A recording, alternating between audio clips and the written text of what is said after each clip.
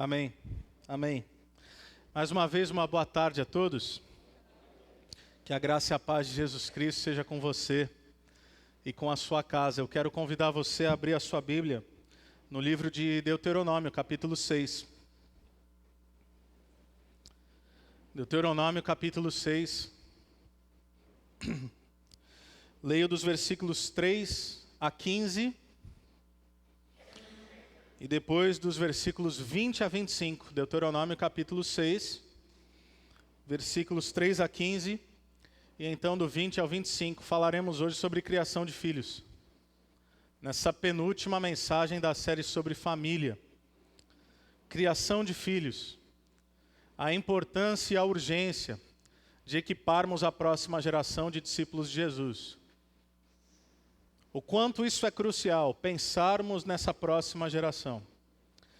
A palavra de Deus diz assim: ouça e obedeça, ó Israel, assim tudo lhe irá bem, e você será muito numeroso numa terra onde manam leite e mel, como lhe prometeu o Senhor, o Deus dos seus antepassados. Ouça, ó Israel, o Senhor, o nosso Deus, é o único Senhor. Ame o Senhor, o seu Deus, de todo o seu coração, de toda a sua alma e de todas as suas forças. Que todas essas palavras que hoje lhe ordeno estejam em seu coração. Ensine-as com persistência aos seus filhos. Converse sobre elas quando estiver sentado em casa, quando estiver andando pelo caminho, quando se deitar e quando se levantar. Amarre-as como um sinal nos braços e prenda-as na testa. Escreva-as nos batentes das portas de sua casa e em seus portões. O Senhor, o seu Deus, os conduzirá à terra que jurou aos seus antepassados, Abraão, Isaque e Jacó, que daria a vocês terra com grandes e boas cidades que vocês não construíram, com casas cheias de tudo que há de melhor, de coisas que vocês não produziram, com cisternas que vocês não cavaram, com vinhas e oliveiras que não plantaram.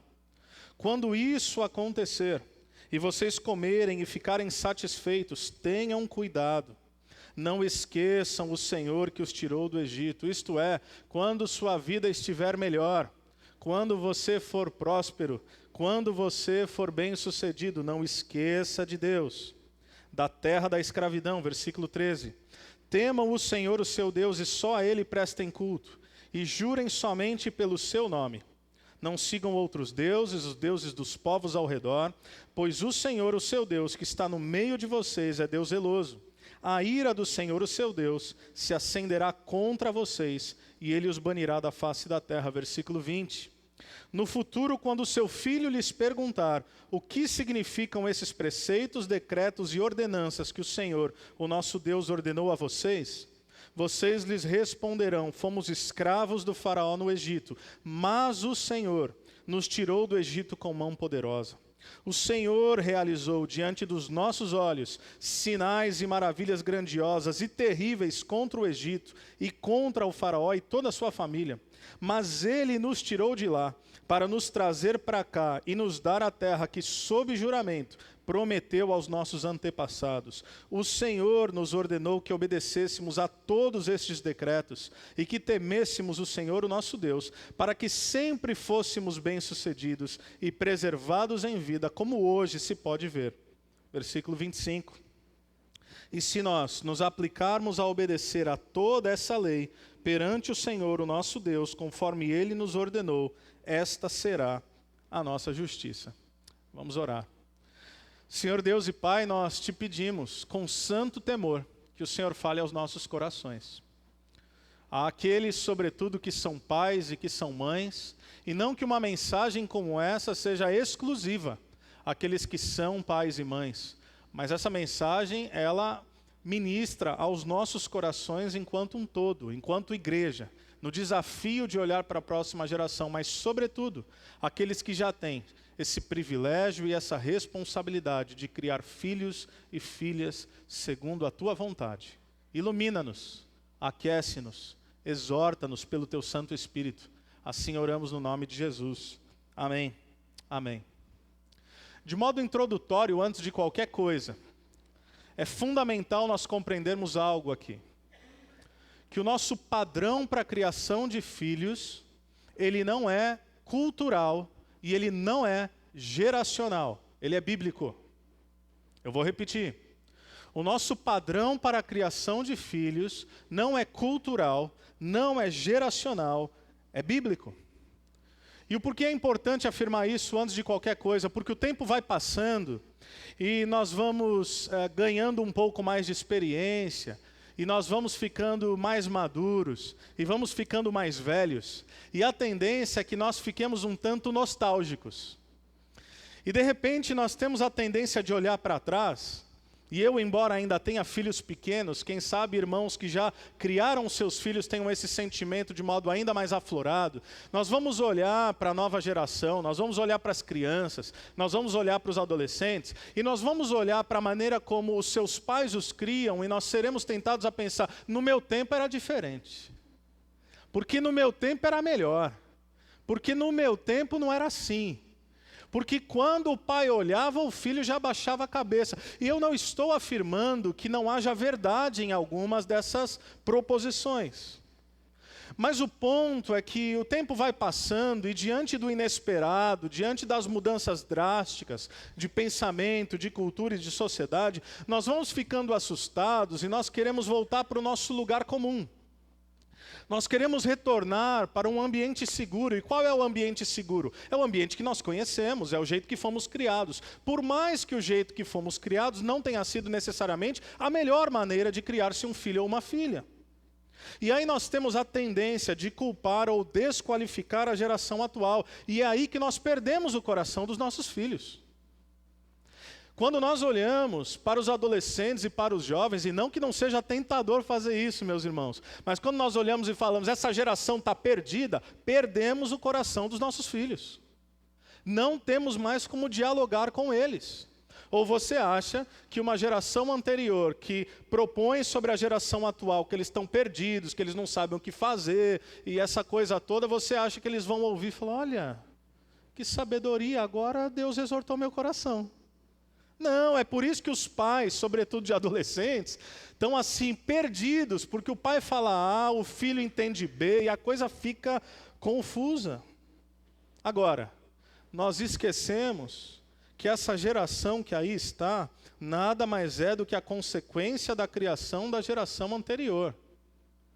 Caso não fique claro, vou colocar em outras palavras. Talvez você não concorde com a maneira que a geração dos seus filhos se comporta.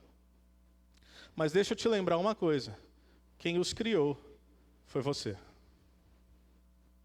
Então nós estamos aqui para baixar a guarda. Nós estamos aqui para refletir não apenas naquilo que tem sido feito por outros, mas nós estamos aqui para refletir sobre aquilo que nós estamos fazendo e sobre aquilo que nós fizemos. Portanto, a primeira afirmação que eu gostaria de fazer nessa tarde é que criação de filhos começa com confissão. Confissão. Um pastor e teólogo chamado Paul Tripp diz o seguinte: criação de filhos que seja pautada no Evangelho, que produz frutos e que honre a Deus, não começa com estratégias, começa com confissão. Eu não estou aqui para te dar os 10 passos como criar filhos perfeitos, porque isso não existe.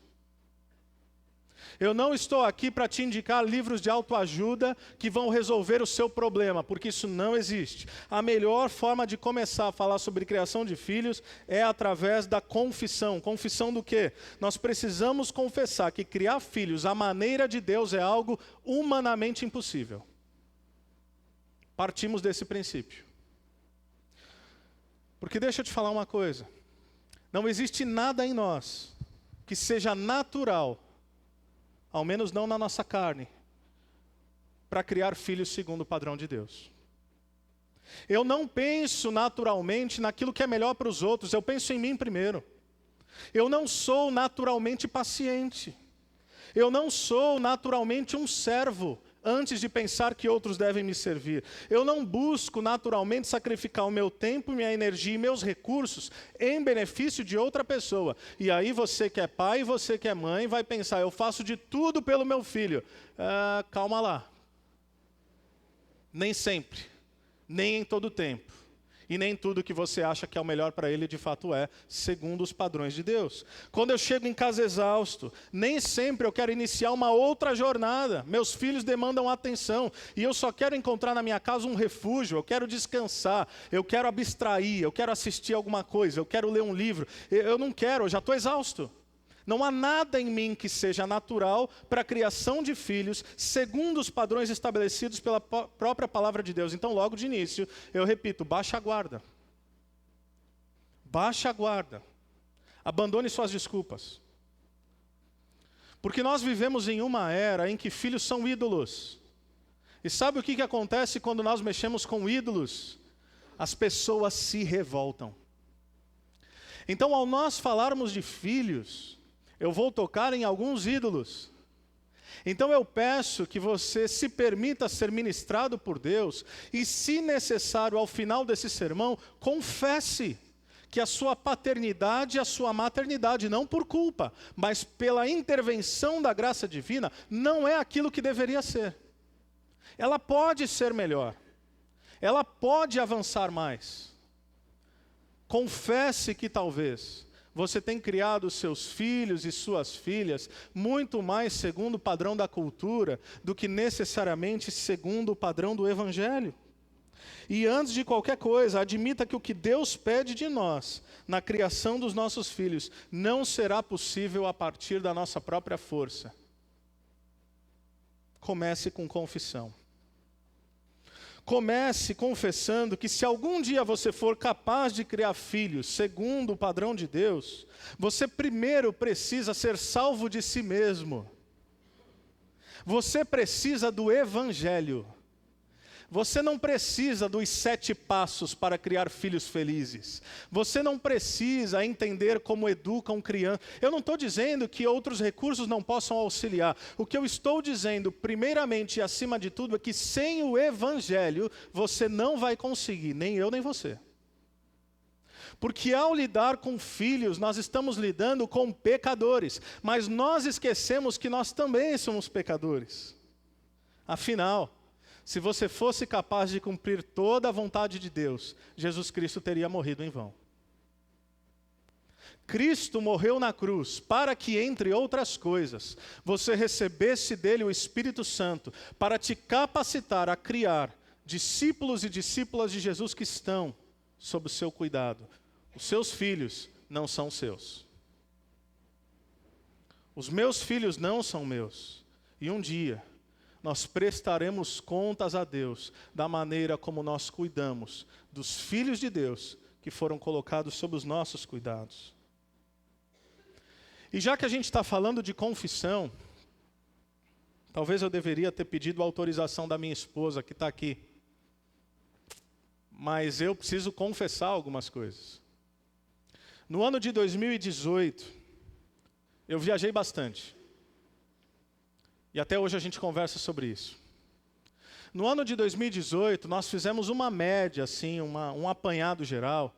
E entre viagens no Brasil e fora do Brasil, eu passei mais ou menos metade do ano fora de casa. Eu viajava o tempo todo.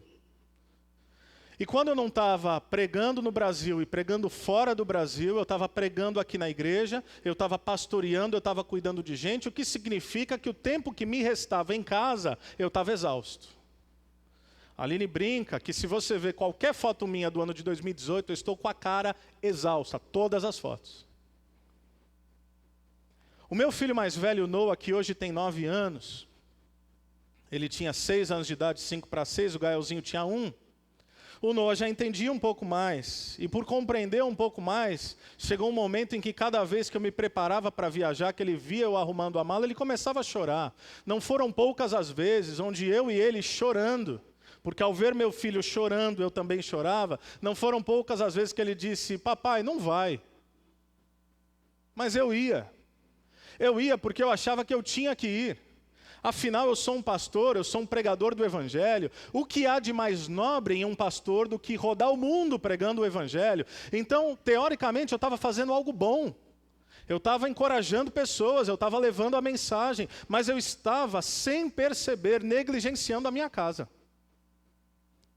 Algo nobre.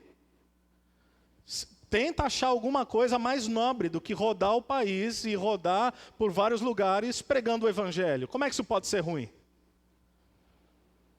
E aí no final do ano, eu e minha esposa sentamos e ela disse o seguinte: ou você repensa a sua agenda ou sua casa vai entrar em colapso. Eu e os meninos precisamos de você aqui. E aí eu falei, tá bom. 2019, fechei a agenda. Não saí para lugar nenhum. 2020, não quero obviamente contar isso como bênção, mas cada um entende de uma maneira e reflete, vive isso de uma maneira. Pandemia.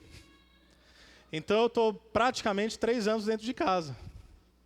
Aí eu pude participar verdadeiramente dos primeiros anos da infância do Gael.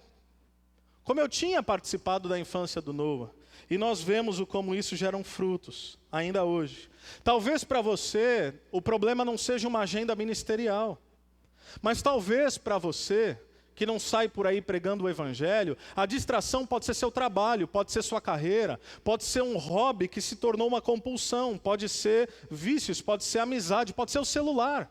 Porque talvez você não esteja fora de casa, talvez você não esteja viajando, talvez você não seja um workaholic, mas você está ali apenas de corpo presente. A sua esposa fala com você, os seus filhos falam com você e você não ouve. É a mesma coisa. A gente precisa começar com confissão. Mas esse texto de Deuteronômio capítulo 6 nos traz uma outra palavra, a palavra transição. Porque Moisés aqui ele já está em idade avançada. E ele está transicionando a liderança do povo. E era fundamental, Moisés sabia disso, garantir que as próximas gerações soubessem de onde eles vieram. Qual era a sua história. O que Deus havia realizado no passado. Qual é a forma que esse povo deveria viver, qual era a lei de Deus, o que é que Deus havia preparado para o seu povo. Moisés estava idoso, a geração dos seus filhos assumiria a liderança. A geração de Josué e Calebe seria responsável pela entrada na terra prometida. E olha o que os versículos 4 a 6 vão dizer de Deuteronômio 6. O Senhor, o nosso Deus, é o único Senhor. Ame o Senhor, o seu Deus, de todo o seu coração, de toda a sua alma, de todas as suas forças. Que todas essas palavras que hoje lhe ordeno estejam em seu coração. Moisés está falando pelo menos 3 coisas. Primeiro, não se rendam à idolatria. Para a nação de Israel, ele está dizendo, vocês saíram do Egito, uma terra politeísta, que adorava falsos deuses, mas Deus, através das pragas, das 10 pragas, fez sucumbir diante dele todos os falsos deuses, se mostrando como o único Deus verdadeiro, poderoso sobre todos os falsos deuses. Mas agora vocês estão indo para uma outra terra, a terra dos cananeus, igualmente politeísta. Vocês serão imersos em uma cultura idólatra. Não se rendam a isso. Porque o fato de vocês terem sido resgatados por Deus no passado, não quer dizer que não poderão ser tentados pelas idolatrias do coração no futuro. Essa é a mesma mensagem para conosco hoje. É João dizendo na sua carta, filhinhos, guardem-se dos ídolos. É toda a narrativa do Antigo e do Novo Testamento nos apontando para a realidade que há apenas um único Deus, um único Senhor, um único que exige, demanda a devoção dos nossos corações. É como na primeira mensagem, eu citei o apóstolo Paulo escrevendo aos cristãos em Roma, dizendo, não se amoldem ao padrão desse mundo, não sejam moldados, conformados pelo padrão da cultura, mas sejam transformados pela renovação da sua mente, para que então possam experimentar a boa, perfeita e agradável vontade do Senhor. Essa é a mesma orientação para nós. Não assumam os padrões idolátricos dos povos ao seu redor e da sua época. Segundo lugar, ame a Deus acima de todas as coisas. Isto é, não basta reconhecer que há um único Deus, precisamos amá-lo. E amá-lo não de qualquer maneira. Amá-lo colocando-o em primazia. Amá-lo acima de todos os outros amores. Amá-lo acima de todas as outras paixões. Amá-lo acima do nosso casamento. Acima do nosso trabalho. Acima da nossa reputação. Amá-lo acima dos nossos filhos. Porque quando nós invertermos qualquer uma dessas equações, novamente nossa casa entrará em colapso. Não basta reconhecer que Deus é, precisamos amá-lo. E em terceiro lugar, ao reconhecer o Deus único e verdadeiro, amando-o de todo o coração, nós demonstraremos esse amor de modo prático, como? Guardando a palavra de Deus em nossos corações. É exatamente o que o salmista diz: guardei a tua palavra no meu coração para não pecar contra ti.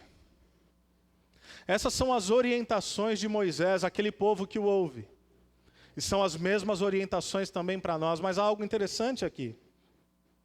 Porque somente depois dessas orientações, aí então, aos pais primeiramente viverem a vontade de Deus, agora existe a transmissão das verdades para a próxima geração.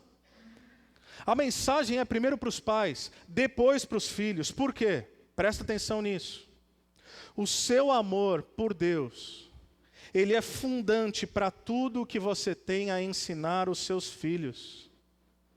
Meus irmãos e minhas irmãs, vocês jamais encantarão os seus filhos com o Evangelho, se primeiramente o Evangelho não houver lhe encantado.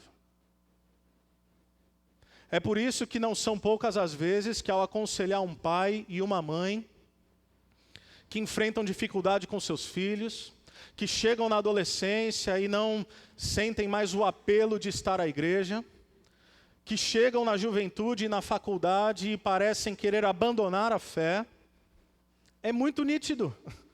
Eu e o Everton fazemos aconselhamento após aconselhamento. É muito nítido que existem pais que acham que os filhos estão com problema por causa da idade, quando na verdade basta 10 minutos de conversa para ver que os pais não são apaixonados pelo Evangelho.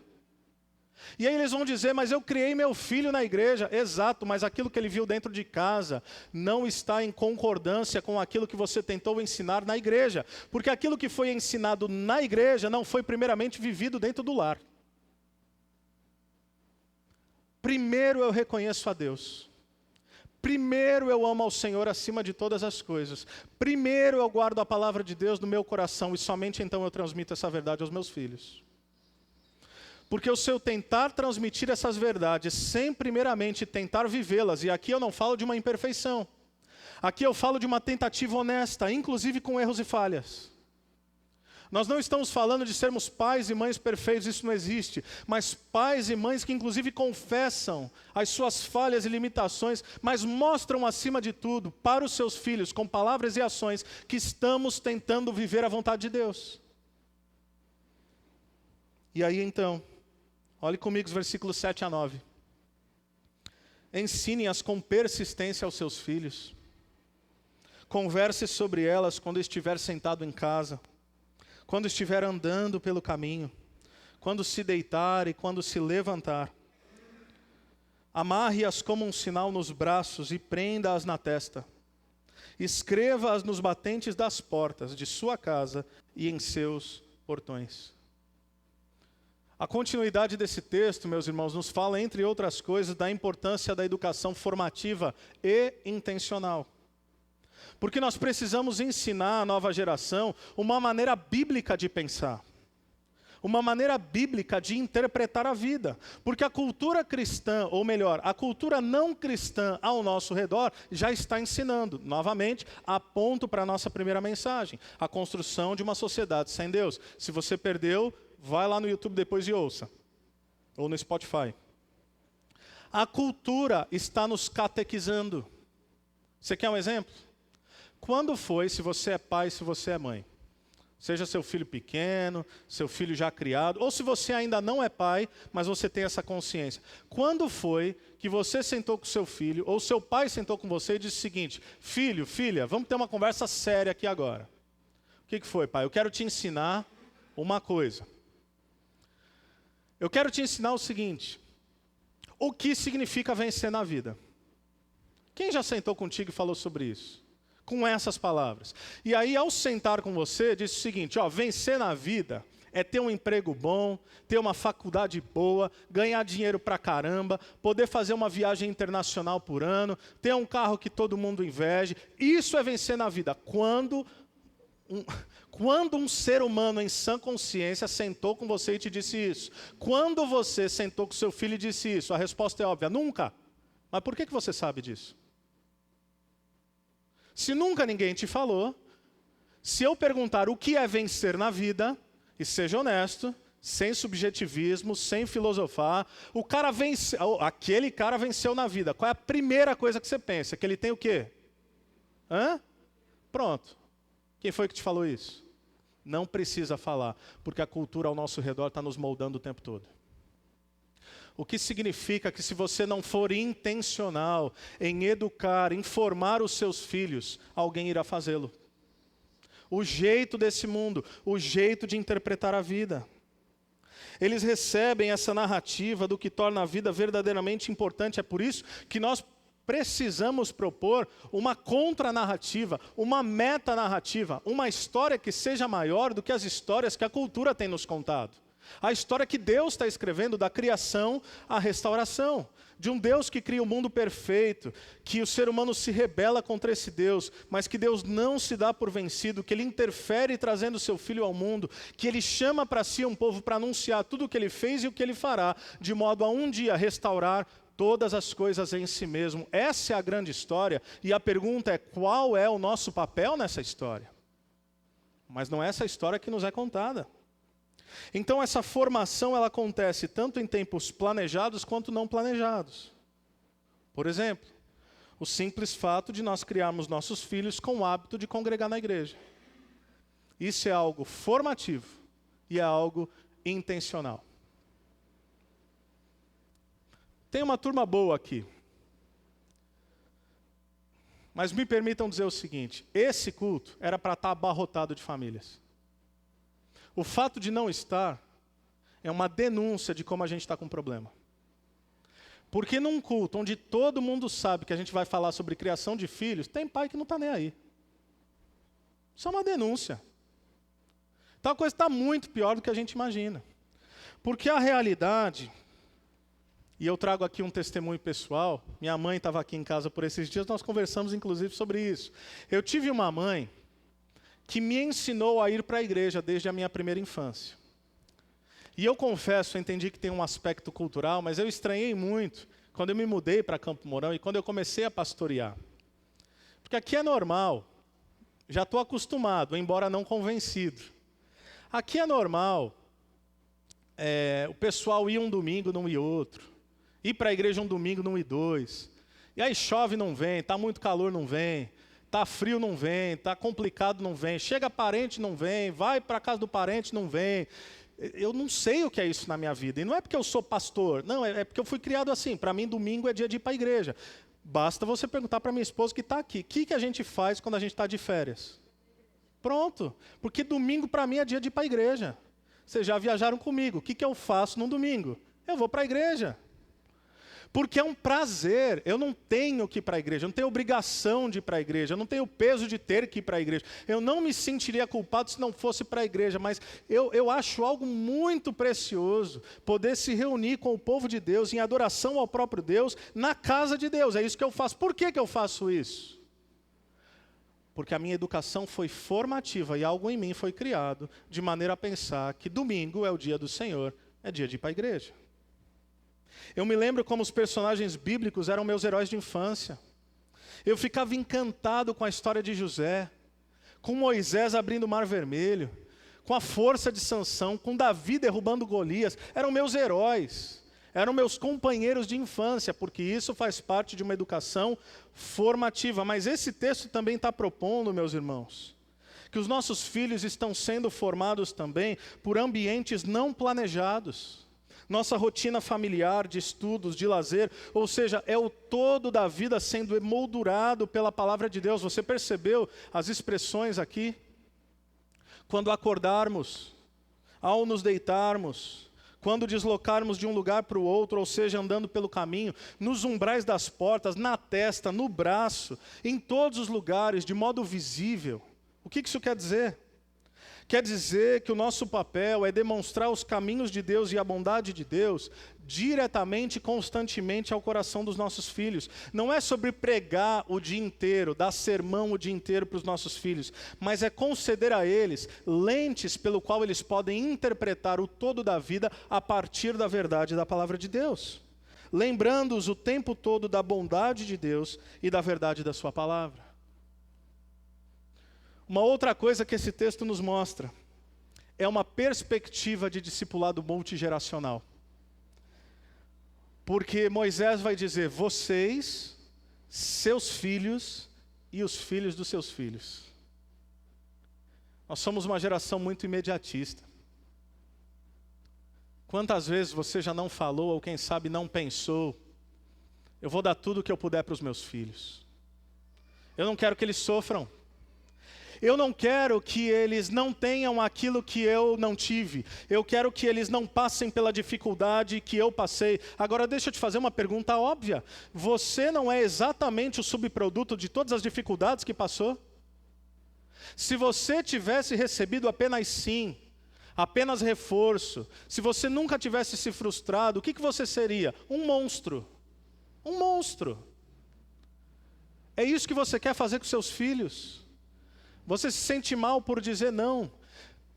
Entenda, a maneira como nós criamos os nossos filhos afeta pelo menos 3 gerações, a nossa, a deles e a dos seus filhos.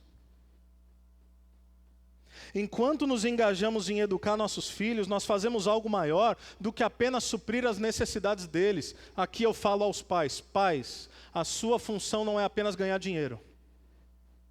A sua função não é apenas prover financeiramente e se ausentar, e não demonstrar afeto, e falhar em todas as outras áreas. Mais do que prover sobrevivência aos seus filhos, o seu legado, o seu maior legado para eles, é fazê-los com que eles aprendam a amar a Jesus. E como é que você faz isso? Ensinando com palavras, mas primeiramente amando Jesus você mesmo.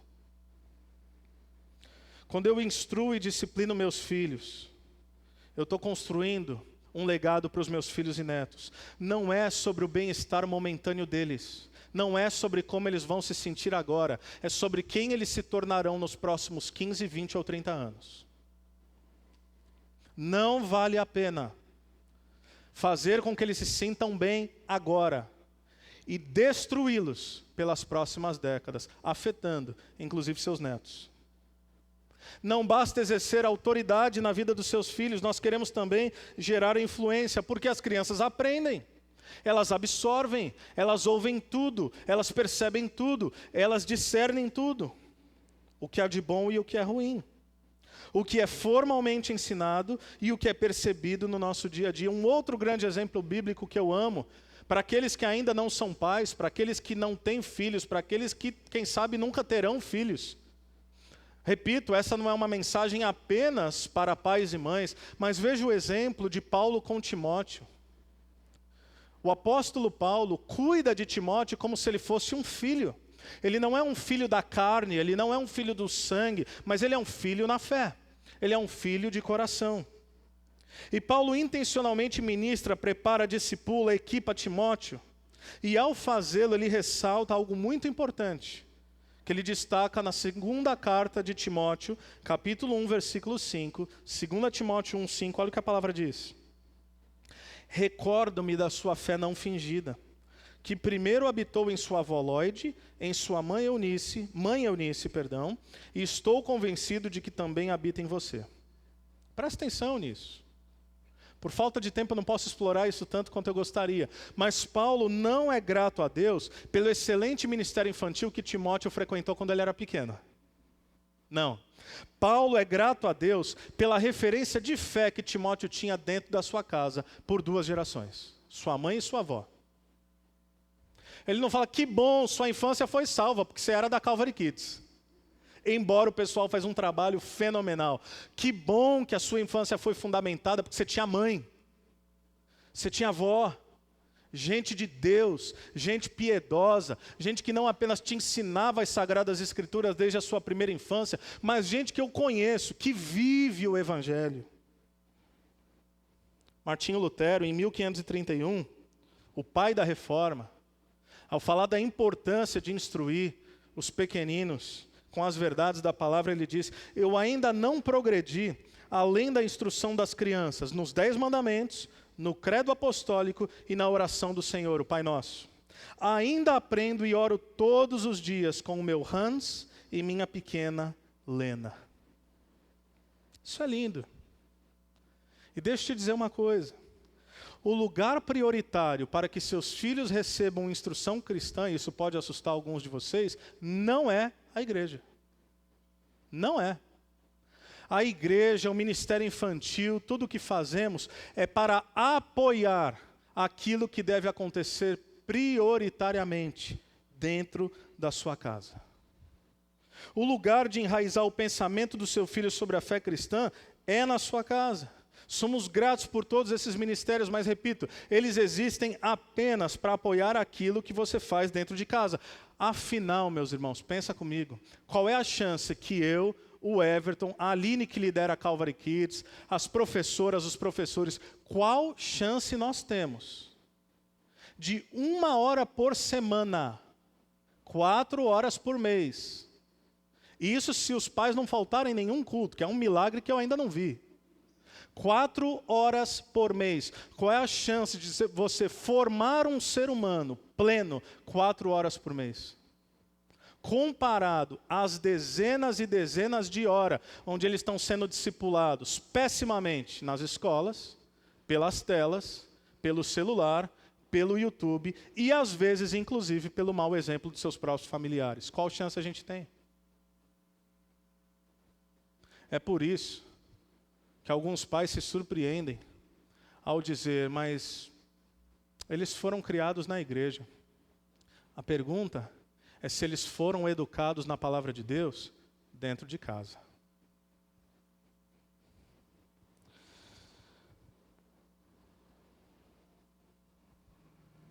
Por exemplo, você sabia que os primeiros catecismos, eles foram pensados para transmitir a fé para as crianças? Que Martinho Lutero, pai da Reforma, quando ele escreve o Catecismo Menor, baseado no credo, na oração do Pai Nosso e nos 10 mandamentos, ele faz isso para crianças. E aí hoje a gente lê os catecismos, a gente acha difícil. A gente olha para aquele negócio e fala, mas o que é isso? Quando a gente conhece, né? A gente acha que é chato, que é difícil, que é coisa de católico romano, que catequese é um negócio de católico romano, quando na verdade nós não entendemos que existe uma pedagogia. Aliás, você sabia que a Calvary Kids tem um currículo teológico de 2 anos baseado em 2 catecismos? Catecismo Nova Cidade. Aliás, pai e mãe, você sabia que no aplicativo da Calvary Kids nós temos ali as perguntas do catecismo e a sugestão para que você memorize com seus filhos e faça culto doméstico? Você sabia de tudo isso? É porque nós estamos tentando auxiliar vocês. Mas nós, pais, temos que fazer a nossa parte antes de tudo. Por exemplo, o breve catecismo de Westminster, pergunta de número 1, olha a beleza disso. Qual é o fim principal do homem? O fim principal do homem é glorificar a Deus e gozá-lo para sempre. Sabe qual é a importância de uma criança entender isso? Que o objetivo da vida é viver para Deus. Quando você chega na primeira pergunta, por exemplo, do Catecismo Nova Cidade, e você vê qual é a esperança para a vida e para a morte, a vida e a morte, a esperança é que não pertence mais a mim, mas pertence ao meu Senhor. Sabe qual é a importância de uma criança entender isso? A importância de um pai entender isso, que às vezes a gente não está entendendo esse tipo de coisa. Nós precisamos nos perguntar sobre que tipo de formação nós estamos dando às novas gerações. Talvez algumas perguntas nos ajudem. A forma como nós criamos os nossos filhos é distinta da forma que um não cristão cria? Os objetivos de vida dos nossos filhos se distinguem da forma que não cristãos estabelecem como metas e alvos para os seus filhos? Que estilo de vida nós estamos traduzindo para as novas gerações? Nós estamos ensinando-os a pensar mais na família, na cidade e na igreja, ou estamos ensinando eles serem a cada vez mais egoístas, pensando apenas em si mesmos? Nós estamos lhes ensinando a serem mais generosos ou mais gananciosos, mais solidários ou mais competitivos. Nós estamos ensinando a repartir ou a acumular. E repito, não é apenas o que você fala, é a maneira como você modela essas coisas. Não adianta falar sobre generosidade, partilha, perdão, se você é mesquinho, acumula e não perdoa ninguém. É a nossa vida. Nós temos que lembrar que filhos não nascem prontos. Nós temos que moldá-los. E eu falo aqui como pai, irmãos, com temor e tremor, porque nosso trabalho ainda não está feito. Aliás, o ciclo só é feito quando? Não quando a gente cria um filho, mas quando a gente cria um pai. Não quando a gente cria uma filha, mas quando a gente cria uma mãe. Porque criar um filho é fácil. É ensiná-lo a ser sempre servido. Mas quando você cria um pai ou uma mãe, você o ensina a responsabilizar-se por uma outra vida, a se entregar à luz do sacrifício de Cristo Jesus. Esse é o nosso desafio, é aí que fecha o ciclo. Por isso que é para vocês, para os seus filhos e para os filhos deles, porque o ciclo vai fechar lá na frente. Agora, uma situação um tanto pessoal, a Aline naturalmente vai se lembrar disso, quando nós tivemos o Noah, nosso primeiro filho, e eu não falo isso como um exalar de virtude, mas na verdade para refletir um pouco aqui pontualmente do que a gente está falando. E aí todo mundo via o Noah, você que viu o Noah crescer, fala, nossa, o Noah é tão bonzinho, né? E aí diziam para a Aline, que sorte que você deu. Então assim, o menino come todo tipo de verdura e legume, come saudável, tem hora para acordar, tem hora para dormir, tem hora para comer, 8:30 da noite está deitado na cama, ama a igreja, ama a palavra. Aí o ser humano tem a capacidade, ou como a gente diria lá em Santos, tem a pachorra, de olhar para a Aline e falar, você deu sorte. Aí vem o Gael. Aí o Gael, que quem conhece mais de perto, que tem um gênio mais forte, que é mais afrontoso, ele é alguém que come saudável, que tem hora para acordar, que tem hora para dormir, que tem hora para comer, que ama a igreja, que ama a palavra, que ama os amiguinhos. Repito, não é um exalar de virtude, mas eu sei o quanto nesses 9 anos, a minha esposa, debaixo de choro e de lágrima, tem dedicado sua vida a esses meninos. Eu sei o quanto não existe uma noite que esses meninos vão para a cama sem ouvir a palavra de Deus.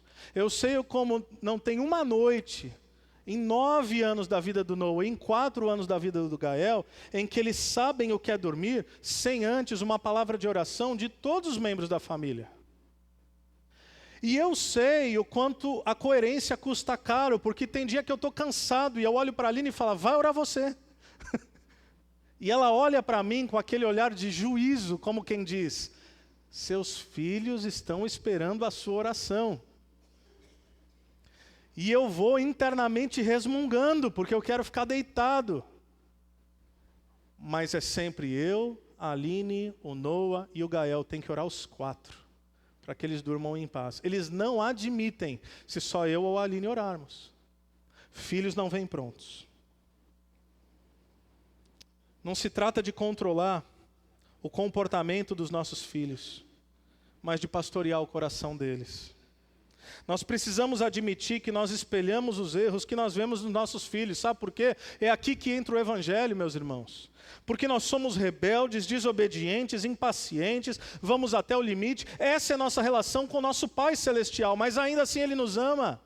Ainda assim Ele nos orienta, ainda assim Ele cuida de nós, ainda assim Ele não permite que o pecado tenha a palavra final sobre as nossas vidas. Ele envia o seu Filho ao mundo. Mesmo quando nós éramos os seus inimigos, Ele nos amou. Para quê? Para que nós fôssemos perdoados e salvos de nós mesmos. Porque é então que quando o seu filho te aborrece, é desobediente, é birrento, te leva a um limite e você fica chocado. Eu te respondo, porque você esquece que ele é tão pecador quanto você. Eles espelham a nossa natureza. É por isso que nós e eles, nessa jornada, precisamos do Evangelho. Não é sobre estratégias, é sobre o Evangelho. Porque você pode até controlar o comportamento, mas uma coisa que você não é capaz de fazer é gerar nos seus filhos um coração rendido ao Senhor. Isso é milagre do Evangelho. E eu tinha tanto mais para falar. Mas caminhando para o final, existe um perigo de não transmitir as verdades do Senhor à próxima geração.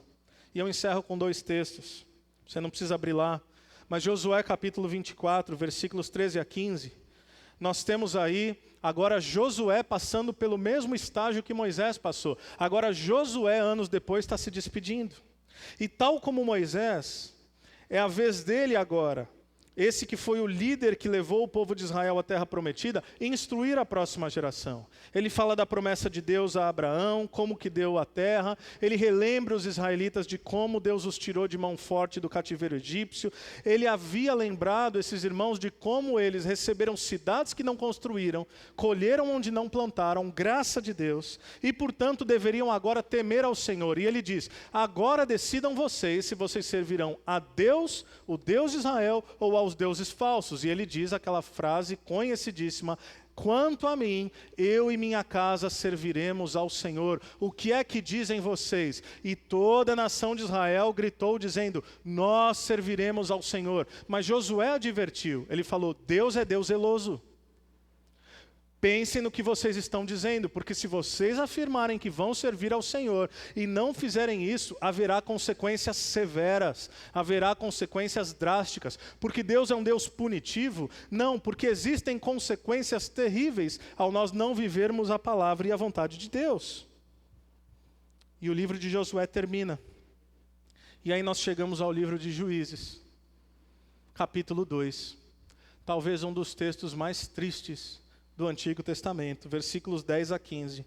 Olha o que o texto diz.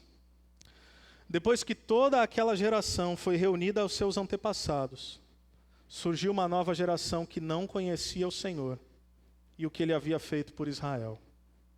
Então os israelitas fizeram o que o Senhor reprova e prestaram culto aos Baalins. Abandonaram o Senhor, o Deus dos seus antepassados, que os havia tirado do Egito, e seguiram e adoraram vários deuses dos povos ao seu redor, provocando a ira do Senhor. Abandonaram o Senhor e prestaram culto a Baal e aos postes sagrados. A ira do Senhor se acendeu contra Israel, e ele os entregou nas mãos de invasores que os saquearam. Ele os entregou aos inimigos ao seu redor, aos quais já não conseguiram resistir. Sempre que os israelitas saíram para a batalha, a mão do Senhor era contra eles para derrotá-los, conforme lhes havia advertido e jurado. Grande angústia os dominava. Pense sobre isso. A primeira geração nascida na terra da promessa. Terra que eles ansiaram tanto por possuir. Terra que mana leite e mel, que foi derrubado ou que foram derrubados os gigantes. Os primeiros nascidos naquela terra nada sabiam sobre o Senhor, nada sabiam sobre o que o Senhor havia feito. Como assim não sabia das promessas dadas a Abraão, Isaque e Jacó? Como assim não sabiam da abertura do Mar Vermelho? Como assim não sabiam do maná e das codornizes? Como assim não sabiam de água saindo da rocha? Como assim não sabiam das muralhas de Jericó caindo e o povo de Deus tomando vitoriosamente aquela terra? Afinal, quem falhou? Foram os profetas? Foram os sacerdotes? Foram os levitas? Me permitam a transposição para os tempos de hoje. Quem falhou foram os pastores? Foram os líderes de ministério infantil? Não, foi a família. Foram os pais e mães que deixaram de contar aos seus filhos quem Deus é, tudo o que Ele fez no passado, as promessas que Ele havia cumprido, de modo que aquela geração nada sabia sobre o Senhor. Meus irmãos, pais ou não, mães ou não, nós temos diante de nós um grande privilégio, mas também um grande desafio. Uma responsabilidade que paira sobre nós. E essa responsabilidade é que, a depender da nossa postura e da nossa fidelidade, a próxima geração poderá amar mais a Deus, ou poderá sequer conhecê-lo. A minha oração é que Deus nos ajude. E que assim como começamos com confissão, eu queria convidá-lo, enquanto o pastor Everton sobe aqui e se prepara para nos ministrar a ceia do Senhor, que é um tempo de reflexão, eu queria te dar 1 minuto agora.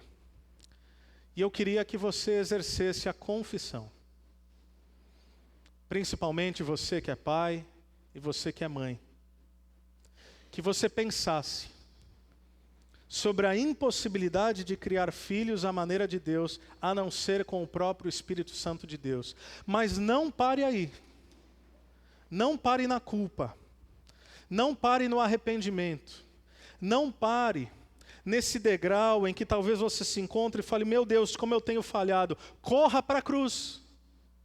É sobre isso que esse momento agora importa, o momento da ceia. Corra para a cruz, examine-se o homem a si mesmo, então coma, então beba. É momento da gente se arrepender, é momento da gente confessar, mas é momento de nós pedirmos a graça de Deus sobre a nossa vida, a vida dos nossos filhos e dos filhos dos nossos filhos. Que Deus te abençoe.